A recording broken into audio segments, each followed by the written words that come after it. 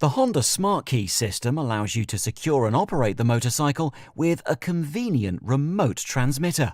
To use the Smart Key, press and hold the on-off button. It's the large button in the center with the Honda logo. Hold it for more than 1 second. Every time you press and hold the on-off button for more than 1 second, the Honda Smart Key will switch between on and off. To check the status of the Honda Smart Key, just quickly press the on-off button. The LED light on the Honda Smart Key will show the status. If the LED blinks 3 times, this means the system is activated and authentication can be performed.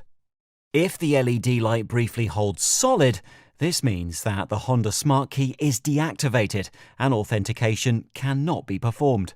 If the battery in the Smart Key is low, the indicator on the instrument panel will flash 5 times when you turn the ignition switch on.